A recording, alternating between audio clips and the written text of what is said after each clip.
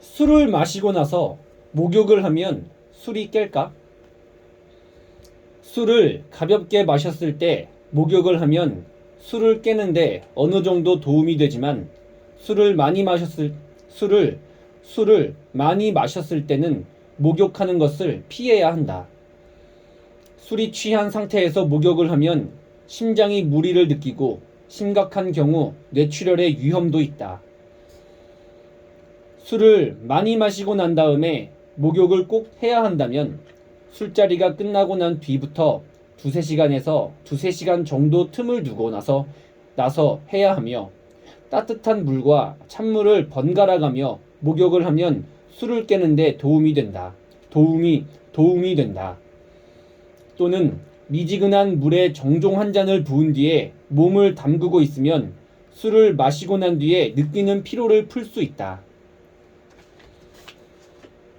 물방울은 왜 동그란 모양일까? 물의 표면에서 표면 장력이 작용하는데 표면 장력은 액체와 기체 혹은 액체와 고체 등 서로 다른 상태의 물질이 맞닿아 있을 때 물질의 경계면에 생기는 면적을 최소화하도록 작용하는 힘이다. 물방울이나 거품이 동글동글한 것은 표면 장력에 의해 기체에 닿아 있는 액체 표면에서 액체가 같은 부피를 유지하면서 건널비가 최대한 작게 되었기 때문이다. 동그란 구는 정육면체나 직육면체에 비해 표면적이 적으므로 건널비가 가장 작다. 달리는 기차에 가까이 있어도 위험할까? 기차가 빨리 지나갈 때 주변의 기체를 빨아들이는 듯한 기류가 생겨난다. 기차는 아주 빠른 속도로 달리고 주변의 기체는 기차가 움직이는 방향으로 흘러가지만 기차에서 멀리 있는 공기는 크게 영향을 받지 않는다. 기차가 50km의 속도로 달릴 때 철길 옆에 서 있는 사람은 주변의 공기에 의해 약 8kg의 힘을 받게 된다. 사람도 마찬가지로 빨리 달리는 기차 옆에 서 있기만 하더라도 매우 빠른 속도로 흐르는 공기의 영향을 받아 기차가 몸을 끌어당기는 것처럼 몸을 밀리게 되므로 달리는 기차 옆에 서 있는 일은 매우 위험하다. 고대 이집트인은 미라를 어떻게 만들었을까? 고대 이집트인은 사람이 죽고 나면 사체를 썩지 않게 보관하는 기술을 가지고 있었다. 우선 그들은 사체에서 내장을 꺼낸 뒤 내장이 있던 자리에 향기가 좋은 풀을 넣었다. 그런 다음 사체를 포도주에 담그고 포도주에 담갔던 천을 온몸에 감았다. 그 뒤에는 초 혹은 타르를 바른 넓은 천으로 사체를 감쌌다. 이집트인은 이런 방법으로 사체의 부패를 방지할 수 있었던 것이다. 비누는 어떤 원리로 때를 잘 닦이게 하는 걸까? 비누가 물에 녹으면 아주 작은 입자로 나누어지는데 이 입자들이 몸과 때 사이에 붙게 되고 몸과 때 사이의 표면 장력을 감소시킨다. 즉, 비누가 몸과 때가 맞닿아 있는 면적을 감소시킨다는 것이다. 다시 말해서 몸과 때의 면적이 작아지면서 분리가 되어 때를 잘 닦게 되는 것이다.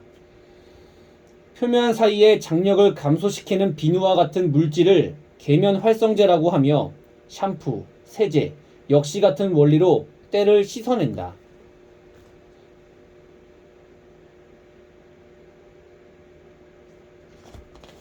얼굴에 붓기를 빼는 방법은 무엇일까?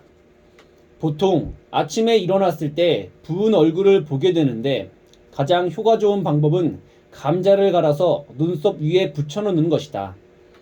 얼음 혹은 차가운 숟가락으로 마사지를 해주는 것도 도움이 된다.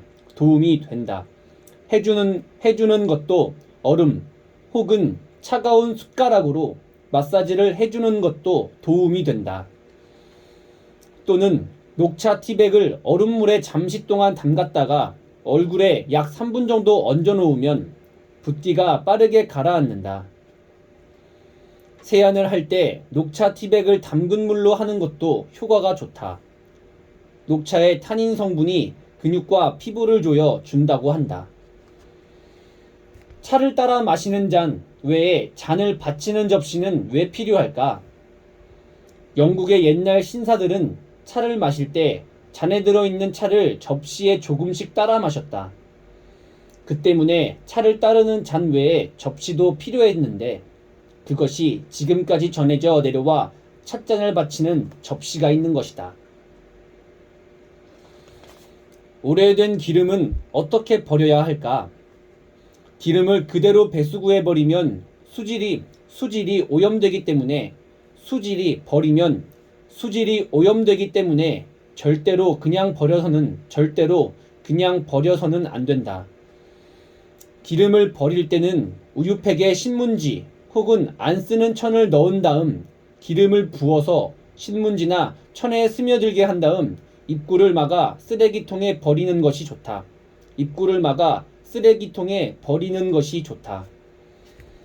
물과 기름은 왜 섞이지 않는 걸까? 물 표면의 분자들은 서로 끌어당기는 힘이 있는데 이런 표면 장력은 액체마다 다르다. 기름의 표면 장력은 물보다 작기 때문에 둘을 한 군데 같이 놓으면 물이 수축하면서 기름을 끌어당겨 수면에 기름막이 생기게 된다.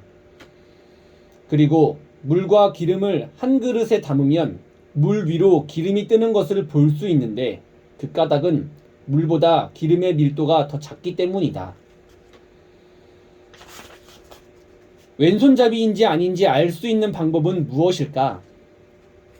아래 질문에 답해보고 자신의 답이 왼손이면 1점, 오른손이면 0점으로 계산하면 모든 답의 점수를 합산해보자. 0에서 1점이면 강 오른손잡이, 2에서 4점이면 약 오른손잡이, 5점에서 7점이면 중간, 8점에서 10점이면 약 왼손잡이, 11점에서 12점이면 강 왼손잡이다. 연필을 잡고 그림을 그린다. 어느 손에 연필이 있는가? 성냥갑을 잡고 성냥을 켠다. 어느 손이 성냥개비를 잡았는가? 책을 들고 50페이지를 펼친다. 어느 손이 책을 잡는가? 공을 잡고 던진다. 어느 손에 공이 있는가? 칫솔로 이를 닦는다. 어느 손에 칫솔이 있는가? 종이에 펜으로 사인을 한다. 어느 손에 펜이 있는가? 두 손으로 대걸레를 들고 청소를 한다. 자루 밑쪽에 있는 손은? 못을 잡고 망치질을 한다. 어느 손에 망치가 있는가? 식빵을 칼로 자른다. 어느 손에 칼이 있는가? 다트를 던진다. 어느 손에 다트를 잡았는가? 담뱃갑을 연다. 어느 손이 뚜껑을 잡고 있나? 바늘에 실을 꿰다. 어느 손이 실을 잡았는가? 골프공의 모양은 왜 올록볼록할까? 골프공은 다른 공과 다르게 표면이 울퉁불퉁하다. 한 개의 골프공은 약 300개에서 500개의 홈이 있고 각각 0.25mm의 각각 0.25mm의 깊이로 파여 있다. 이 울퉁불퉁하게 난 홈은 이런 홈이 없는 공보다 더 멀리 날아가게 하고 항력, 유체에서 이동할 때 물질의 에너지를 잃게 만드는 힘을 작게 만든다. 즉 골프공이 공기를 가르고 날아가면서 항력을 약하게 만드는 것이다. 또한 홈이 있는 공은 역회전을 하기도 하는데 역회전을 통해 공은 공기의 압력을 덜 받게 되어 더 멀리 날아가게 된다. 같은 힘으로 홈이 난 공과 홈이 없는 공을 쳤을 때 홈이 없는 공이 65cm를 날아간다면 홈이 있는 공은 275cm를 날아간다. 골프 용어 중에 버기와 버디는 무슨 뜻일까? 주자가 홀을 기준 타수보다 하나 더 많은 타로 완성시키는 것을 버기라고 하는데, 이 말의 뜻은 콜로널 버기라는 노래에서 유래되었다. 이 노래는 최소의 타수로 한 홀을 완성시켰던 어떤 골퍼와 밀접한 콜로널 버기라는 이름으로서 영국에서 인기 있는 노래가 되었다고 한다. 미국의 골퍼들은 팔을 사용하는 것에 익숙했고 기준 타수보다 하나 많은 것을 버기라고 했다. 운 좋게 기준 타보다 한 타를 덜 쳐서 홀을 완성시키면 버디라고 한다.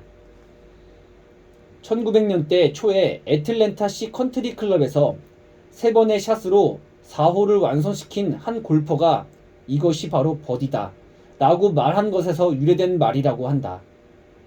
그 당시 버드는 진귀함, 진품이라는 말에 속어였다. 때에 따라 어떤 선글라스를 써야 할까?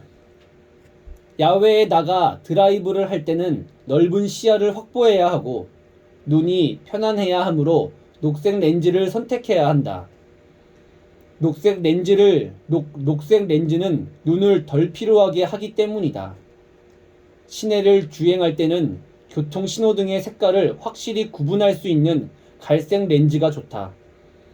신호등과 같은 색깔인 녹색, 적색 렌즈는 피해야 한다.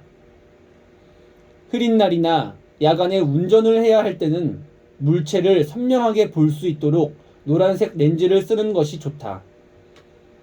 등산을 할 때는 녹색 렌즈를 뺀 어떤 렌즈를 사용해도 좋다. 산에는 녹색잎, 풀이 많기 때문에 녹색 렌즈를 쓰면 풀과 사물을 정확히 구별하기가 어려워 위험할 수 있고, 경관을 구경할 때도 녹색 렌즈보다는 다른 색 렌즈를 사용하는 것이 낫다. 다른 색 렌즈를.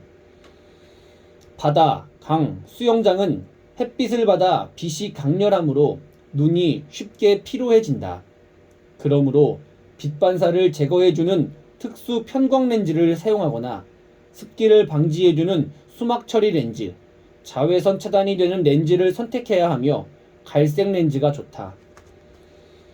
운동 경기를 할 때는 시중에 나와 있는 스포츠 전용 선글라스를 착용하는 것이 좋다. 스포츠 전용 선글라스를 쓰고 운동을 하면 선글라스가 잘 흔들리지 않고 신축성이 좋기 때문에 땀이 나도 잘 흘러내리지 않는다. 젖은 장갑과 양말이 잘 벗겨지지 않는 이유는 무엇일까? 젖지 않은 상태의 장갑이나 양말은 사람의 피부에 대한 부착력이 작기 때문에 쉽게 벗겨지지만, 젖지 않은 상태의 장갑이나 양말은 사람의 피부에 대한 부착력이 작기 때문에 쉽게 벗겨지지만, 젖은 장갑이나 양말은 물의 표면 장력 때문에 실이 빳빳해지고 사람의 피부에 부착력이 큰 물 때문에 쉽게 벗겨지지 않게 된다.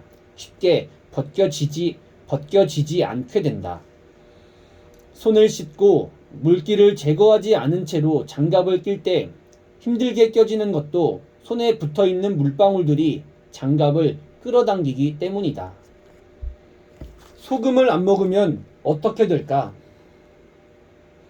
소금은 염소와 나트륨의 화합물이다. 이것을 염화나트륨이라고 하는데, 염화나트륨을 섭취하지 않으면 사람은 곧 현기증을 느끼고 탈진하게 된다. 염화나트륨의 몸속에 쌓이면 나트륨과 염소의 이온 형태로 존재하며 0.9%의 농도로 세포질의 항상성을 유지시켜준다. 나트륨 이온이 부족하면 무감각해질 수밖에 없다. 풀이나 나뭇잎 속에는 칼륨이 많이 들어있는데, 이것만 섭취했을 때는 칼륨 과다 섭취로 심장마비에 걸릴 위험이 있다. 이때 소금을 먹으면 위험에서 벗어날 수 있다. 염화나트륨 성분의 칼륨을 소변으로 배출해주는 역할을 하기 때문이다. 소금을 많이 먹으면 성인병의 원인이 되기도 하지만 몸속에 소금이 부족하면 목숨까지 위험한 상황이 될 수 있으므로 적당한 양을 조절하여 반드시 먹어야 하는 귀중한 음식이다. 거울은 어떻게 만들까? 거울은 이탈리아에서 처음 만들어졌다고 알려져 있다. 처음에 거울은 유리에 수은과 주석에 막을 입혀서 만들었다. 한편 프랑스에서는 판유리를 만드는 법을 발견했는데 판유리는 광택이 있어서 거울로 사용하기 좋았다. 판유리는 유리를 코팅하기에 앞서 테이블에 얹은 다음 암모니와 주석산, 초산은 등을 쏟아 부어 열로 인해 달라붙어 만들어진 것이다. 그 뒤 수은이 인체에 악영향을 끼친다는 것을 깨닫고 수은과 주석의 막을 입히는 대신 뒷면에 은을 얇게 코팅하는 방법이 생겨났다. 이 거울은 빛을 잘 반사했기 때문에 거울의 기능적인 면이 더 나아졌다. 국기를 개양하는 방법이 따로 있을까? 과거에는 국기를 개양하고서 일몰시에는 걷어야 했지만 1996년 대한민국 국기에 관한 규정이 바뀌어 24시간 동안 개양할 수 있게 되었다. 오래 사용해서 더러워졌거나 비를 맞았을 때는 깨끗이 세탁해서 사용할 수 있지만 찢어진 것처럼 국기가 훼손되었을 때는 소각해야 한다. 국기는 관공서, 가정, 차량 등에 개양할 수 있으며 일반 주택은 집 밖에서 보았을 때 대문 중앙이나 왼쪽에 개양하고 아파트와 같은 공동주택은 난간 중앙이나 왼쪽에 개양해야 한다. 차량은 운전자 옆자리 혹은 뒷좌석 혹은 뒷좌석, 창문 등 운전을 할 때 창문 사용이 가장 적은 곳에 개양하는 것이 좋다. 비누는 거품이 많아야 좋을까? 아니면 거품이 적어야 좋을까? 비누는 물에 용해되어 분해되면서 수산화 나트륨과 스테아린산을 만들어내는데 이것은 표면적이 매우 크고 흡착력이 강하여 이미 수산화 나트륨에 의해 생긴 더러움을 끌어낸다. 기체가 많은 들어간 거품은 물보다 가벼워서 물 위에 뜨게 되는데 이때 더러운 것도 같이 물 위에 뜬다. 그러므로 거품이 많이 나는 비누가 더 때를 잘 벗겨낸다고 할 수 있다. 그러나 거품이 오래가지 못하고 바로 없어진다면 때를 벗겨내기 어려우므로 거품이 오랫동안 많이 나는 비누를 골라야 한다. 우유는 왜 투명하지 않고 하얀색일까? 현미경으로 우유를 관찰해보면 우유 속에 떠다니는 작은 알갱이들을 볼 수 있다. 이것은 모두 버터 알갱이들인데 우유의 색깔이 투명하지 않은 것은 이 버터 알갱이들 때문이다. 기름과 물은 섞이지 않지만 우유에는 카세인이 들어있어 버터가 작은 알갱이로 변하여 물속에 들어간 것이다. 우유 속에 있는 버터 알갱이는 유화제인 카세인 방막이 표면을 둘러싸고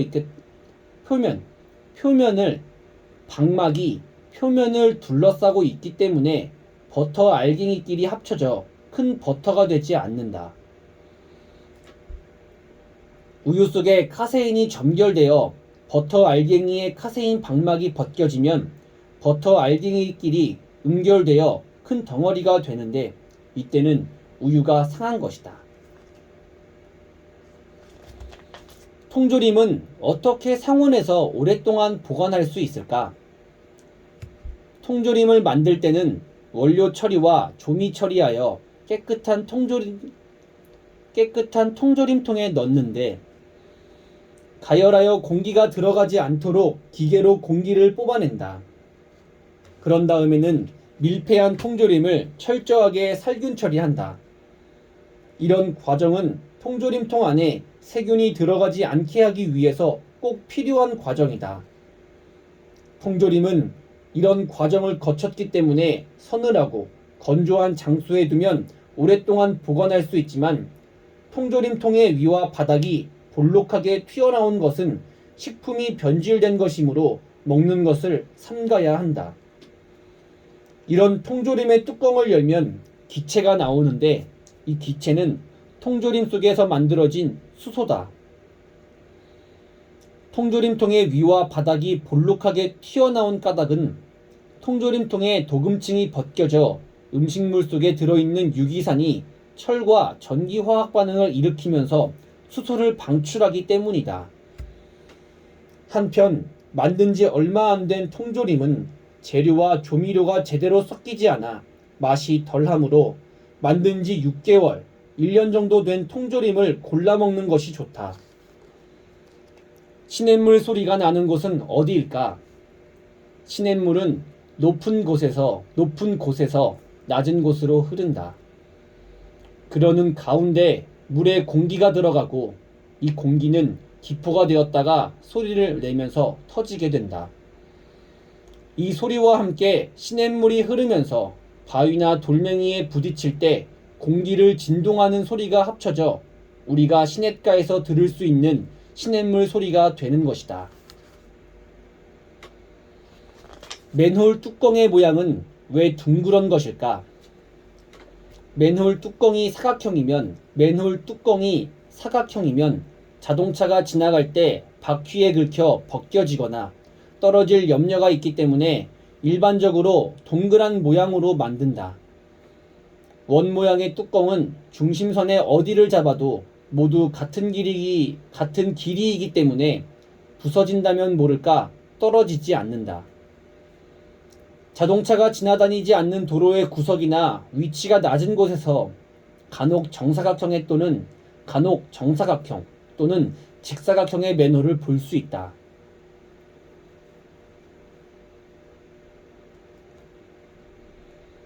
신문지는 왜 누렇게 색깔이 변할까? 신문지는 오래 둘수록 점점 누런색으로 변한다. 첫 번째 이유는 공기 중의 산소가 종이의 섬유소와 화합하기 때문이며, 두 번째 이유는 태양광선이 종이의 섬유와 화학작용을 하여 색깔을 변하게 하는 것이다. 그래서 도서관의 창문은 보통 투명창이 아닌 생유리로 하거나 빛을 막는 커튼을 설치하여 태양광선이 책에 직접 닿지 않게 한다.